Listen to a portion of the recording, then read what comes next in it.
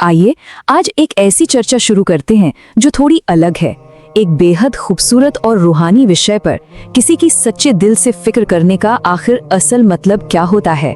आज हम मोहब्बत, परवाह और लगाव के उस मुकाम को समझेंगे जो हमारी आम रोजमर्रा की सोच से कहीं ज्यादा गहरा है। ये सिर्फ कुछ लफ्जों की बात नहीं है, बल्कि एक आत्मिक सफर है जो हम सबको तय करना है। तो चलिए सबसे बुनियादी सवाल से शुरुआत करते हैं। किसी से सच्ची मोहब्बत करने का आखिर क्या मतलब है? अक्सर हम इंसानी लगाव को एक लेन देन के तराजू में तौलते हैं, है ना? लेकिन स्रोत को ध्यान से देखें तो यहाँ बात कुछ और ही है। ये सवाल हमें दिलों की सच्ची नीयत और एक गहरे आत्मिक जुड़ाव को परखने का बेहतरीन मौका देता है। अब आते हैं अपने पहले पड़ाव पर, जहां हम इस सच्ची मोहब्बत के असल मायने को थोड़ा और गहराई से समझेंगे। असल स्रोत के मुताबिक सच्चा लगाव कोई महंगे तोहफे देना या सिर्फ दुनियावी चीजों की ख्वाहिश रखना बिल्कुल नहीं है। इसको एक गहरे रूहानी सहारे के तौर पर पेश किया गया है, जिसके 4 अहम मकसद बताए गए हैं। ध्यान दीजिएगा। पहला, ये चाहना कि जिससे मोहब्बत है वो कुरान की रोशनी और उसूलों में जिंदगी गुजारे। दूसरा, वो अल्लाह के बेहद करीब हो। तीसरा, उसे जहन्नुम की आग से पूरी हिफाजत मिले। और चौथा, जन्नत में हमेशा का साथ नसीब हो। ये 4 बातें मोहब्बत को एक आम जज्बे से उठाकर इबादत और पाकीज़गी के दर्जे तक ले जाती हैं। तो अब बढ़ते हैं इसके दूसरे पहलू की तरफ, दुनिया से आगे की कामयाबी यानी आखिरत की फिक्र। अब ये बात वाकई दिलचस्प है कि यहाँ सिर्फ इस दुनिया की कामयाबी की बात नहीं हो रही है, बल्कि आखिरत की कामयाबी को भी ठीक बराबर रखा गया है। सच्ची मोहब्बत वही है जहाँ आप अपने चाहने वालों को सिर्फ यहाँ इस धरती पर ही नहीं, बल्कि उस हमेशा रहने वाली दुनिया में भी कामयाब देखना चाहें। सोचिए, अगर दुनिया की सारी दौलत मिल जाए पर आखिरत का सुकून ना हो, तो क्या वो सच्ची कामयाबी है? बिल्कुल नहीं। सच्चा लगाव तो इन दोनों जहानों की कामयाबी चाहता है। और यही चीज हमें हमारे तीसरे और सबसे खास हिस्से तक ले आती है, दुआ, जो मोहब्बत का सबसे बेलौस और पवित्र इजहार है।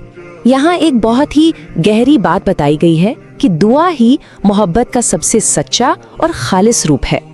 दुआ सिर्फ होंठ हिलाने या कुछ रिवायतें पूरी करने का नाम तो नहीं है। इस संदर्भ में अगर देखें तो किसी के लिए बिना किसी स्वार्थ के सच्चे दिल से प्रार्थना करना परवाह का सबसे बड़ा प्रतीक है। जब आप किसी के लिए दुआ करते हैं तो आप दरअसल सारी कायनात के मालिक से उस इंसान के लिए सबसे कीमती नियामतें मांग रहे होते हैं। इससे बड़ा लगाव और क्या हो सकता है? इस विश्लेषण में एक बहुत ही जबरदस्त बात सामने आती है।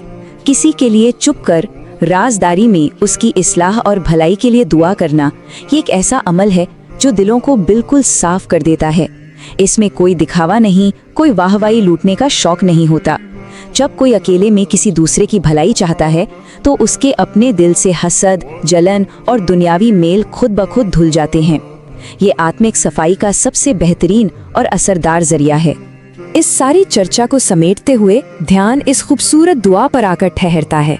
अल्लाह ताला हमें ऐसी मोहब्बत अता फरमाए जो हमें और हमारे प्यारों को अपनी रज़ा और जन्नत तक ले जाए। आमीन।